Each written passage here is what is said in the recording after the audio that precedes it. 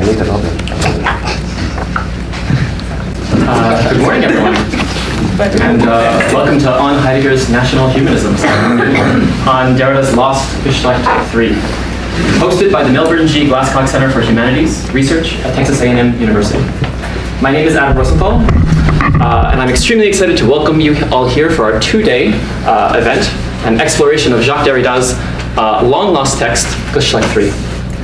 As you know, this symposium would not have been possible without the generous support of our sponsors, including a grant from the Glasscock Center, our host, and generous donations from the Social, Cultural, and Political Theory Reading Group, the France TAMU Institute, the Departments of International Studies, of Philosophy, of Hispanic Studies, of History, and of Communication, as well as the EU Center. Nor would it have been possible without the efforts of our various speakers, who have come from the farthest stretches to be with us, or without the assistance of the Glasscock Center staff, Emily Brady, the director, and Amanda Dusak, the coordinator, who have been extremely accommodating as we've organized our event. So I would like to thank the Glasscock and all of our sponsors for supporting us, as well as each of our speakers for joining us during what I hope will be an extremely fruitful couple of days, and what I'm sure will be a wholly unforgettable Valentine's Day today. Geschlecht, as I'm sure you know, or as you'll quickly learn, is a German word that means sex, race, family, generation, lineage, species, genre. You'll surely then agree that our subject, while perhaps unwieldy, is not at all unfit for the occasion. Before I introduce our speakers, I would like to say a word or two about our subject, which is to say the work that brought us here today, Geschlecht III. The text is so called because it was meant to be the third of four Geschlechter.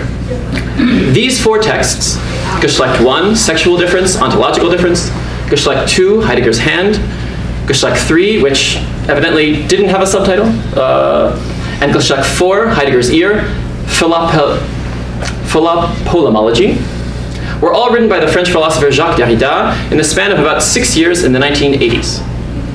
They represent a sustained engagement with the work of the German philosopher Martin Heidegger, and in particular, a sustained interrogation of this word, Geschlecht, as it appears in it.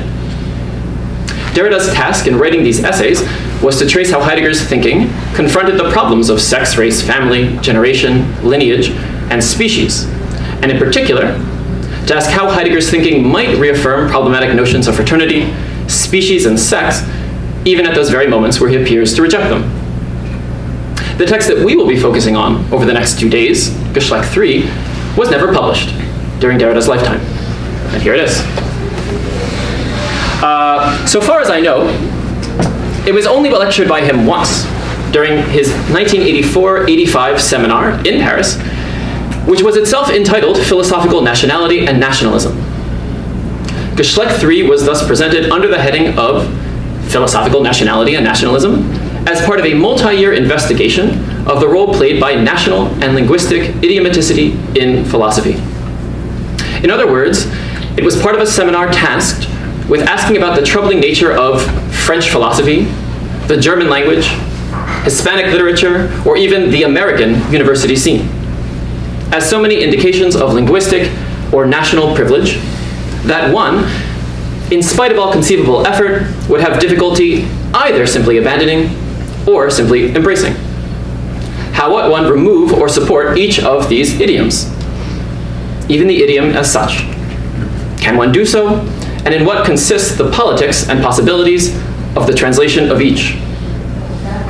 These are some of the questions that the text of Geschlecht III raises, a title left untranslated by Derrida and subsequently by his translators, I think, as a constant reminder of the problems and possibilities posed by the idiom and translation.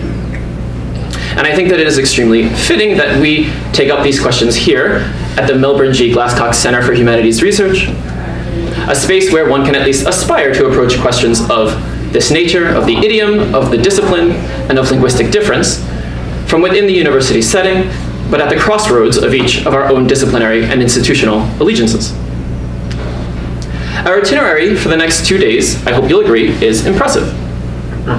As noted on our schedule, we will have 4 keynote speakers today, as well as a bonus event hosted by the Department of Philosophy. Tomorrow we will have another full day, including 4 panels that promise animating and spirited discussion.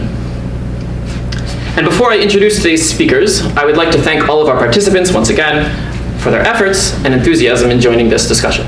All right, so down to business.